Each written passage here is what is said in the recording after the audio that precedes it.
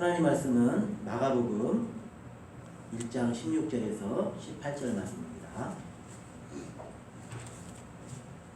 하나님 말씀은 마가복음 1장 16절에서 18절 말씀.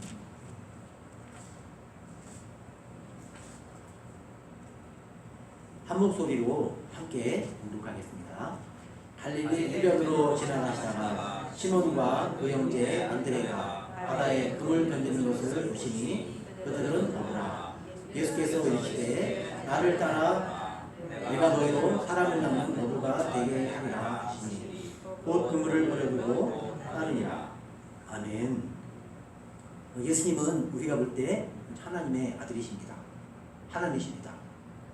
예수님은 그런 점에서 우리와 다릅니다. 그리고 이 땅에 오신 분으로도 예수님은 위대하십니다. 왜냐하면 예수님은 보통 사람을 불러서 위대한 사람으로 만드시기 때문에 그렇습니다. 성경을 읽어보면 예수님만큼 가장 높은 곳에서 가장 낮은 곳으로 내려오신 분이 없습니다. 그리고 신약성경에 보면 정말 보통의 인물이었던 어부 베드로처럼 낮은 곳에서 가장 높은 곳까지 높여진 사람은 없습니다. 그것이 바로 하나님이신 예수님이 우리 가운데 행하시는 놀라운 일입니다. 예수님 안에 있으면 낮은 사람이 높아지고 보잘것없는 사람이 영광의 사람이 된다는 것입니다. 베드로가 처음에 이름이 시몬이었는데 그렇게 바다에서 금을 던지다가 예수님께 부름받고 사람은 어부가 되어서 그물을 베어두고 예수님을 따라갔다는 것입니다. 신약성경을 보면서 우리는 성경이 말씀하는 만큼만 베드로가 높아진 것을 우리가 인정하고, 그러나 베드로는 분명히 사람이었으며 예수님의 12사도 가운데 하나였다, 이런 인식이 있습니다. 그런데 이 예수님께서 베드로를 통해 하신 일이 너무 커서 우리는 잘 모르는데 천주교회는 베드로를 자기들의 수장이라, 첫 번째 교황이라 하면서 떠받들고 있습니다. 근데 그럴 법한 것이 이제 왜 그런가? 베드로가 어떻게 예수님과 함께 했는가? 그걸 잠깐 행적을 살펴보면은 사람들이 왜 그렇게 했는가 조금은 이해할 법도 하지만 우리가 이해할 수 없는 부분이 분명히 있습니다. 그런 부분을 오늘 저희가 한번 같이 살펴보려고 합니다. 예수께서 일을 하실 때 12제자를 부르십니다. 그런데 굉장히 중요한 일을 하실 때는 12분을 다 데려가지 않아요. 우리 세상에도 어떤 그룹이나 공동체가 있으면 그 그룹 안에 있는 사람들을 인사이더라고 합니다. 줄여가지고 인사라고 하죠. 그리고 공동체가 있으면 밖에 사람들을 아웃사이더라고 해요. 아웃사이더. 어떤 뭐 회사나 사업을 하더라도 어떤 공동체, 조합 안에 들어가 있으면 인사이더, 밖에 있으면 아웃사이더, 이렇게 말합니다. 이제 교회 안에도 인사이더가 있고 아웃사이더가 있겠죠. 그런데 이제 어떤 사람은 안으로 들어오지도 않고 밖에지도 않고 주변에 어정쩡하게 돌아다니는 사람도 있어요. 그 사람들을 뭐라고 그러느냐? 주변인 그럽니다. 주변인. 주변을 어슬렁 하면서 교회 안에 들어올까 말까, 세상으로 갔다 들어왔다 그러는 거죠. 그러니까 내부자도 아니고 외부자도 아니고 아주 어중간하게 합니다. 근데 최근에는 한국교회 문제가 된 게 뭐냐면, 분명히 자기들의 말로는 인사이더, 교회 안에 있는 믿음의 사람이라고 하면서 그들의 모습을 보면은 분명히 외부자, 아웃사이더예요. 교회 밖에 있는 사람이에요. 어떤 사람들이 그러냐? 가난 성도가 그렇게 많답니다. 농담을 하는 말인데, 안 나가 성도, 안 나가 교인, 나 하나님 믿어 하지만 교회는 안 나가, 그런 교인이 엄청나게 많답니다. 한국 교회에. 그 사람들은 이 사람들이 외부자인지 내부자인지, 교회 안에 있는지 밖에 있는지, 예수님 안에 있는지 밖에 있는지, 우리가 볼 때는 분명히 밖에 있는 사람들이에요. 세상 사람 볼 때는 저 사람 예수 믿는데 세상에 있으면서 그 사람들이 많아서 헷갈린다는 거죠. 친구들이 그러는 거죠. 야, 너도 교회 다녔냐? 그런다는 거예요. 그러니까 이게 교회가 교회다운 모습으로 비춰지지 않는 것입니다. 요즘에 또 교회 안에서 문제가 되는 게 뭐냐면, 이 주변인들이 문제예요. 근데 교회는 나오는데 교회를 왔다 갔다 하는데 등록을 안 하고 다니는 교인이 그렇게 많답니다. 숨어서 다니는 분들이 그렇게 많대요. 큰 교회는 그 사람들이 많아가지고 눈여겨보면서 저분 우리 교회 등록 안 한 분이다 눈여겨보면서도 등록하라면 또 도망가니까 내버린답니다. 그런 분이 많대요. 주변인. 교회 안에 들어오지도 않고 나가지도 않고. 그러니까 예수께서도 제가 내 안에 있는가 제가 나의 밖에 있는가. 예수께서 참 고난하시겠죠. 예수께서는 처음에 제자를 부르실 때 12명을 불러서 예수님과 함께 다녔습니다. 그리고 좀 더 넓은 70인 그룹이 있었죠. 70인 그룹도 예수님과 함께 동역을 했습니다. 오늘 말씀해 보면은 이 시몬 베드로는 인사이더 가운데 정말 안쪽에 사람 뭐라고 그러냐? 핵 인사이더라고 해요. 그래서 요즘 젊은 아이들 말로는 핵 인사라고 그러죠.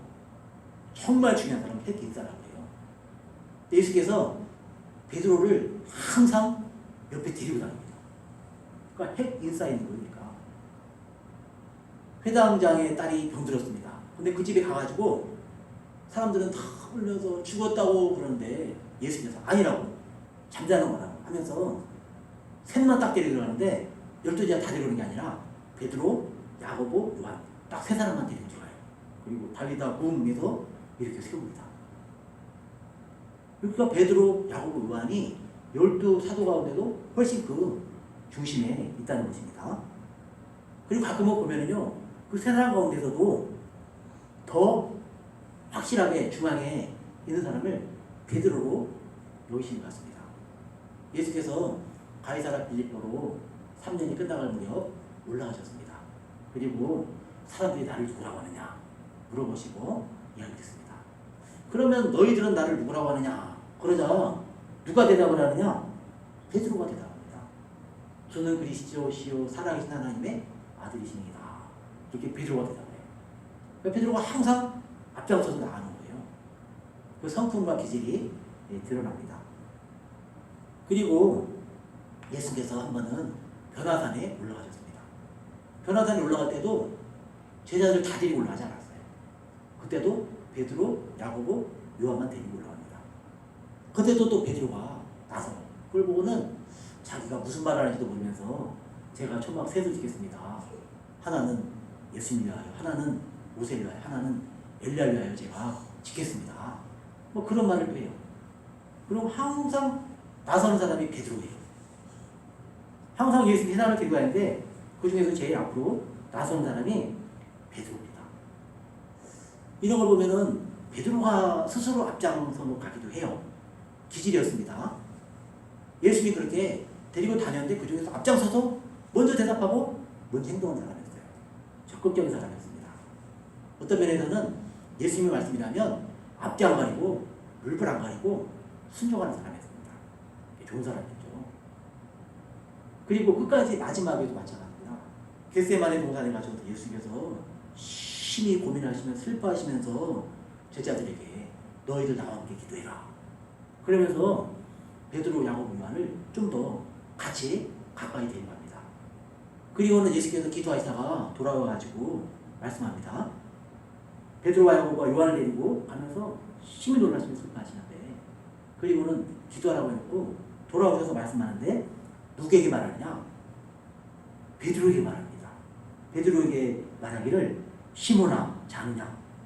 네가 한 시간도 깨울 수 없더냐? 이걸 보니까 예수께서도 베드로를 가장 귀한 여인 같아요. 그러니까 무슨 일이 있으면 베드로가 항상 앞장서고 먼저 대답하고 먼저 말합니다. 바다에서 마찬가지였죠. 예수님이 밤에 걸어올 때 제자들이 다 놀라서 유령이라 그럴 때 예수께서 내리 두려워하지 말라 그러자 베드로가 또 나섭니다. 주님이시면 저를 명하여 물 위로 걸어오게 하소서. 예수께서 오라 그러자 베드로가 물 위로 첨복첨복 걸어갑니다. 그런 사람이었어요. 앞뒤도 안 가리고 앞장서서 예수님 말씀이라면 따라하는 사람이었습니다. 핵 인싸 가운데서도 가장 앞장선 사람. 그래서 이 베드로가 그렇게 교회 안에서 우리도 그 안에서 베드로 사도를 굉장히 중요하게 여기죠. 천국 가서 베드로 사도 앞에서 더 조심해야 될 텐데요. 김 목사님 왜 날 그렇게 가벼운 사람으로 말했어? 그러면 또 큰일 날 텐데요. 베드로 사도가 참 귀한 분입니다. 워낙 친밀한 분이고, 그러니까 이렇게 설교자들 입에도 이렇게 말하지만 참 귀한 분입니다. 앞장서고 예수님 부르시면 그 말씀에 순종하고 앞장서 간 사람입니다. 그런데 참 놀라운 것이 예수님을 부인하는데도 베드로가 가장 확실하게 부인을 해요. 다른 제자들은 내가 부인을 할까 말까 이러고 있는데 베드로는 확실히 부인합니다.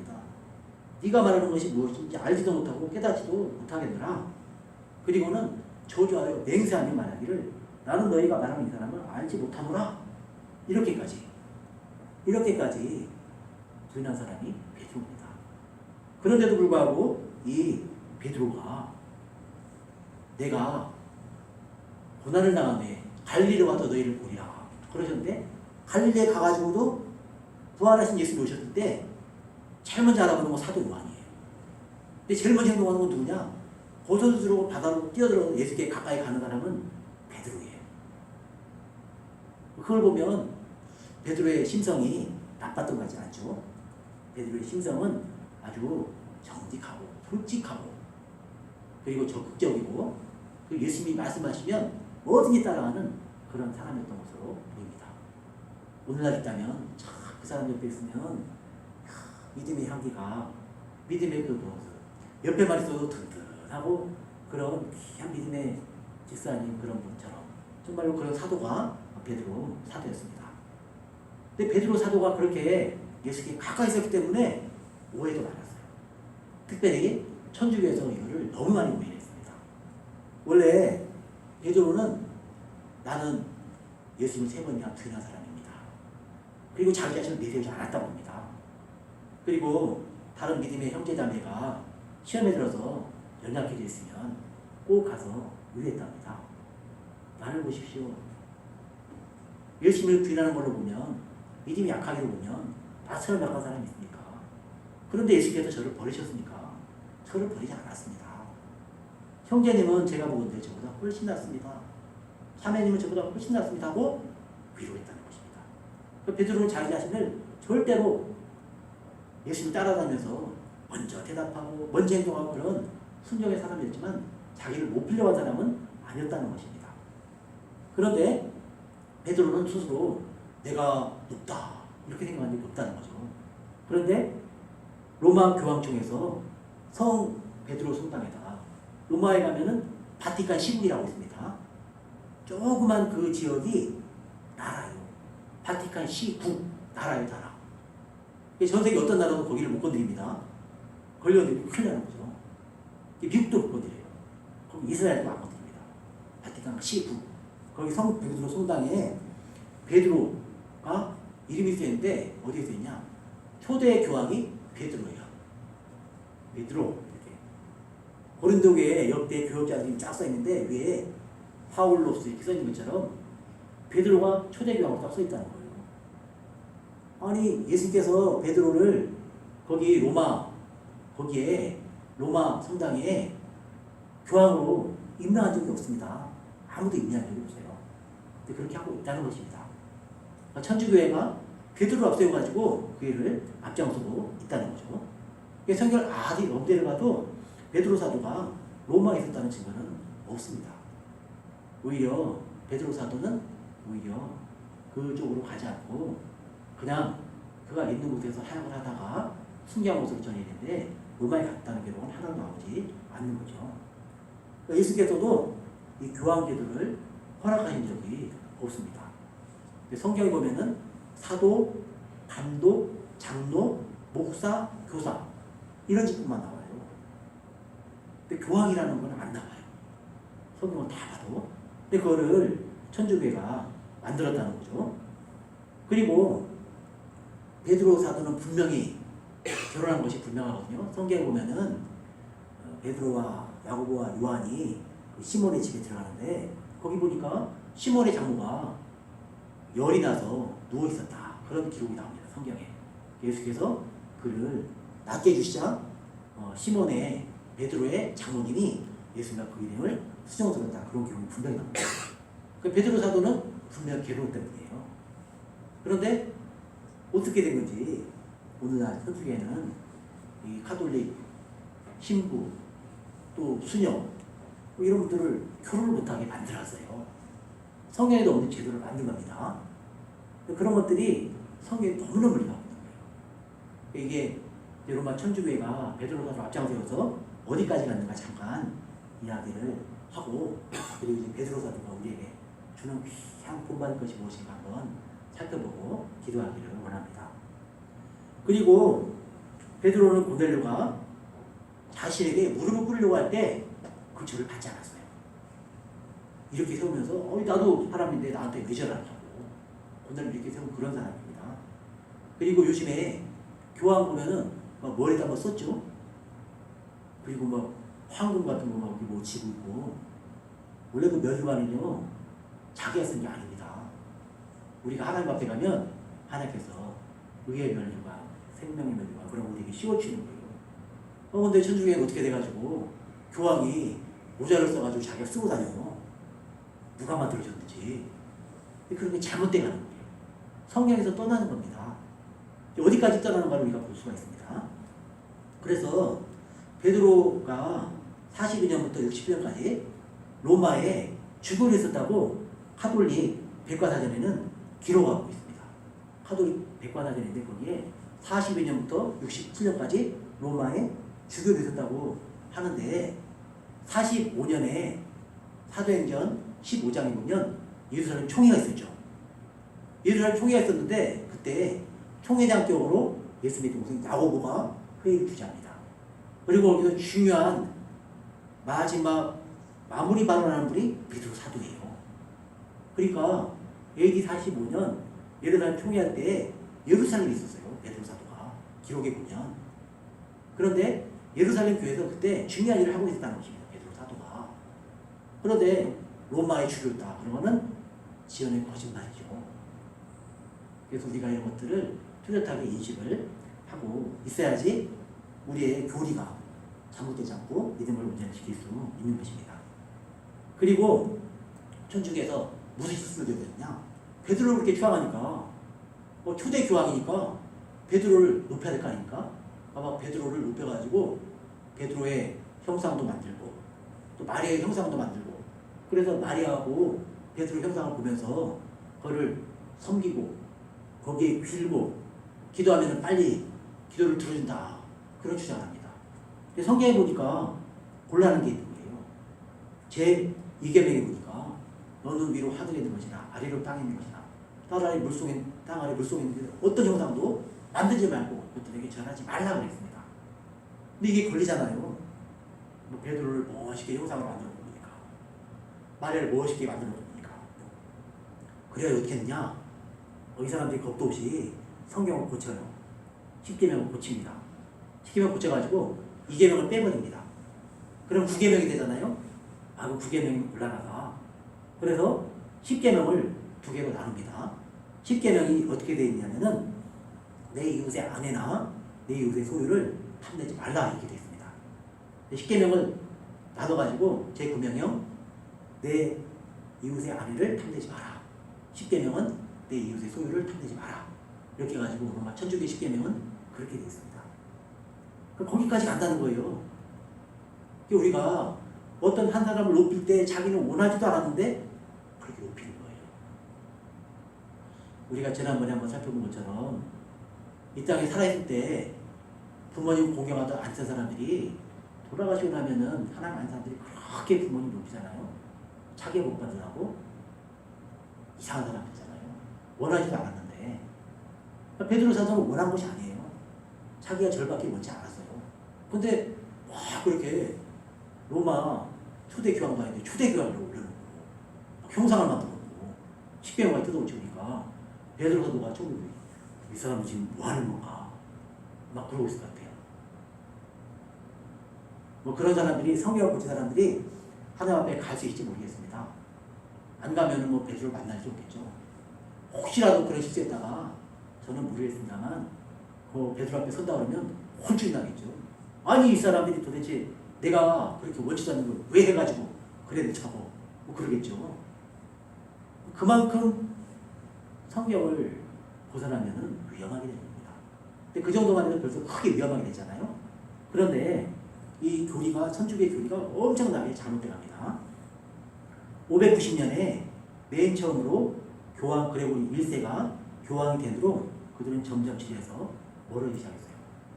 초대 교황을 이렇게 베드로 이렇게 해놓고 그 다음에 이제 시작을 하는 거죠. 800년에는 마리아에게 기도하는 것을 교리로 정했습니다. 마리아에게 기도해라 이렇게. 우리는 기도하는 분은 하나님입니다. 예수 믿으면 하나님께 기도하는 겁니다. 근데 우리는 그렇게 하는데 마리아에게 기도하라 이렇게 하는 거예요. 천주교회가. 그리고 1079년에 신부의 독신 제도를 교리로 확정했어요. 그리고 1090년 천주교회 다니는 분들 보면은 왜 염주가 있어요? 그게 뭐냐면 로자리오라고 그러는데 불교에서 쓰는 그 염주를 갖다 쓰기로 결정을 합니다. 묵주를 1090년에 쓰도록 한 거죠. 그리고 1190년에 면제부. 우리 학생들 교과서에 나오는 면제부도 판매하기 시작했습니다. 그리고 1229년에 성도들이 성경 읽는 것을 금지하는 법을 지었습니다. 성도가 만약에 성경 읽는 발각됐다 잡혀가지고 감옥 가고 더 심하면 죽을 수도 있습니다. 그래서 성경 번역하고 그랬던 분들이 위클리프, 존 후스, 종교개혁 초기에 그런 분들이 희생을 당했습니다. 많은 분들이 희생을 당했어요. 천주교의 손에 의해서 성경을 봤다고, 성경을 사람들이 볼 수 있는 언어로 번역해서 인쇄했다고 그렇게 핍박을 받았습니다. 그리고 1568년에는 성모 마리아를 찬송하는 찬송곡을 완성했어요. 찬송가를 아예 성모 마리아를 찬송하는 찬송가집을 만든 거죠. 그리고 1854년에 비교적 최근이죠. 종교개혁 후기예요. 마리아는 원죄 없이 잉태되었다는 교리를 제정 발표했어요. 마리아는 원죄가 없다. 이 땅에 죄인은 하나도 없다고 했는데 마리아는 죄인이 아니다 이렇게 한 겁니다. 1870년에는 교황 무호서를 교리로 확정했어요. 교황은 아무 오류가 없다. 성경은 잘못될 수 있어도 교황은 아무 잘못이 없다. 교황의 말은 절대적으로 옳다. 그래서 성경이 성경이고 왜 성경이냐 합니까? 교황이 성경이라고 인정하니까 성경이 성경인 거예요. 하나님 말씀의 성경이 아니라 천주교 교리가 그렇게까지 갔습니다. 그리고 1931년도 우리나라 일제시대인데 더 기가 막힌 결정을 합니다. 마리아는 예수님의 어머니잖아요. 마리아는 예수님의 어머니인데 누구의 어머니라고 그러느냐? 하나님의 어머니라는 교리를 확정해서 발표했어요. 하나님의 어머니. 도대체 하나님을 낳은 어머니란 말인가? 하나님과 같은 어머니란 말인가? 성부, 성자, 성령, 성모 이렇단 말인가? 하나님보다도 높단 말인가? 그래서 기도할 때 마리아 이름으로 기도하잖아요.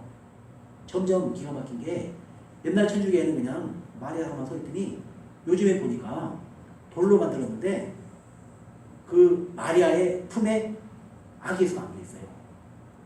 그러니까 예수님은 그냥 아기인 거예요, 아기. 마리아 품에 있는 아기. 그 정도로밖에 인식을 안 하는 겁니다. 천주교들 인식 속에 예수님 중요하지 않아요. 마리아가 중요하지. 그 교리를 제대로 배운 사람들이 그렇게 가게 되었습니다. 그래서 끊임없이 천주교에 다니는 분들한테 이야기하죠. 예수님을 믿어야지 구원을 받는다. 그리고 예수 믿으면 천국에 분명히 간다. 그런 것들을 분명히 자꾸 말하는 겁니다. 그리고 더 기가 막힌 거는 1950년 우리나라 6.15 발간한 그 해에 마리아가 부활하여 승천했다는 교리를 발표했어요. 마리아가 부활하여 승천했다는 거예요. 천주교 교리가 그렇게 간다는 겁니다. 그러니까 너무 황당해서 한국교회 한번 천주교인한테 물어보십시오. 이런 교리 아십니까? 물어보시면 황당해겠죠. 마리아가 부활에 승천했다는데 그런 거 배웠습니까? 안 배웠다 그러면 그 천주교 교리에 나와 있는 겁니다. 잘못하면 싸움 나면 안 되니까요. 친한 사람은 그렇게 물어볼 수 있겠죠. 그럼 자기들이 나가는 천주교가 어떤 곳인지 뚜렷하게 알 수 있겠죠. 그리고 한국에 있는 이 천주교회는 제사도 허용하고 성경에 없는데 처음에는 금지했다가 자꾸 성도들이 죽으니까 성도들이 희생되니까 미풍양속이 돼가지고 허용한 겁니다. 술, 담배 사람들이 편하게 술, 담배 금지하니까 교회 나오기 힘들어하더라. 술, 담배는 뭐 괜찮다 해가지고 다 허용하고 그렇게 돼서 차이가 났습니다. 천주교에 나간 사람들이 보면 뭐 술, 담배 다 하니까 별로 구별이 되지 않는 거죠. 이런 걸 볼 때 베드로 사도가 자기가 교황관인데 교황이라고 막 그러니까 좋은 게 아니라 천국에서 베드로 사도가 이런 걸 다 본다면 이를 어찌할꼬 아마 그러실 겁니다. 우리는 성경 말씀을 그대로 인식을 해야 됩니다. 그러니까 이 베드로 사도는 굉장히 용기 있고 솔직히 담백했던 것 같습니다. 그래서 예수께서는 그런 걸 알면서도 베드로 사도를 부른 거예요. 그래서 여관에서는 베드로 사도를 왜 그랬냐고 꾸짖지 않습니다.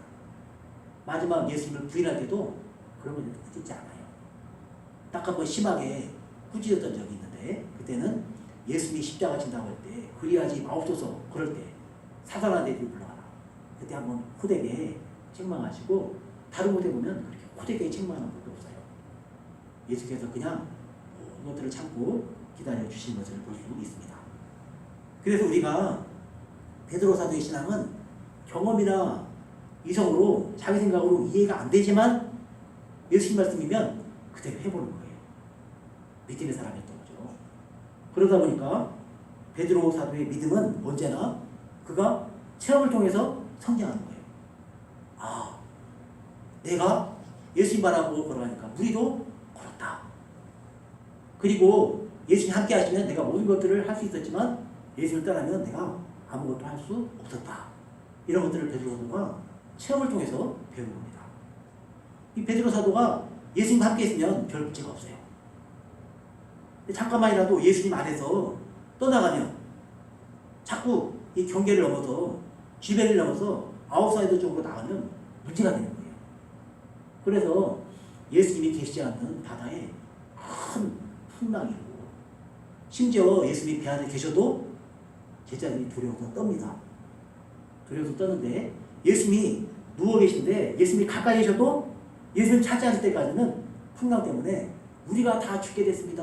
그 지경까지 갑니다. 우리도 이런 걸 보면은 예수님을 가까이 따라야 됩니다. 예수님이 가까이 계셔도 우리가 내 옆에 예수님이 계시다. 이걸 인식하고 예수님과 함께 해야 됩니다. 내 옆에 계셔도 예수님이 주무시고 계시는데 내가 내 힘으로 뭘 하겠다고 할 경우 그게 안 된다는 걸 베드로 사도가 너무나 많이 깨달았어요. 예수님과 함께하고 예수님을 찾고 예수님을 의지하고 그러면 일이 잘 됐습니다. 심지어 베드로 사도가 벼랑 내려왔을 때 이전에는 귀신을 잘 쫓아냈거든요. 제자들이. 혹은데 예수님께서 산에 올라가시자 제자들이 귀신 들린 그 아이의 귀신을 쫓아내지 못해가지고 쫓아내고 있습니다. 그러니까 예수님을 떠나면 아무것도 아니라는 것을 베드로 사도가 철저하게 깨달았던 것입니다. 그렇게 익숙해 있던 백들도 베드로 사도가 마음대로 안 돼, 풍랑일 때는. 그리고 그렇게 바다에 고기 전문가인데도 예수를 떠나면 늘 텅 빈 그물이에요. 근데 예수를 만나면 가득 찬 그물입니다. 근데 그런 걸 통해서 베드로 사도는 내가 예수님 안에 있는 게 중요하구나. 예수님 떠나면 안 되는구나. 그걸 베드로 사도는 실제로 경험을 통해서 배웠습니다. 우리 장년 성도님들의 믿음과 우리 어린이들의 신앙이 다른 게 뭐냐? 장년 성도님들은 그거를 신앙적으로 경험을 해봤어요. 어려운 시절 지나면서 풍랑을 헤쳐나오면서 텅 빈 그물 때문에 고민하면서 예수님을 찾고 예수님을 만나봤던 겁니다. 그래서 내가 예수님 안에서 사는 것이 나의 인생의 가장 큰 은혜요 복이다. 분명히 인식하고 있는 것입니다. 우리 어린이 학생들도 그 예수님 만나는 경험을 해야 합니다. 어떤 일을 앞두고 예수님을 찾고 예수님 모셔드리고 예수님 안에 인사이드가 돼야 돼요. 예수님 안으로 들어가야 돼요.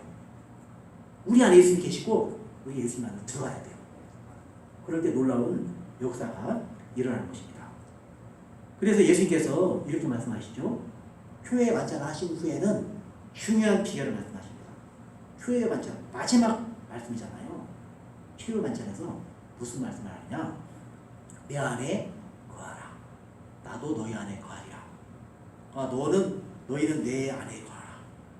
나도 너희 안에 거하리라. 그러니까 우리 모두 예수님 안에 거하기를 바랍니다.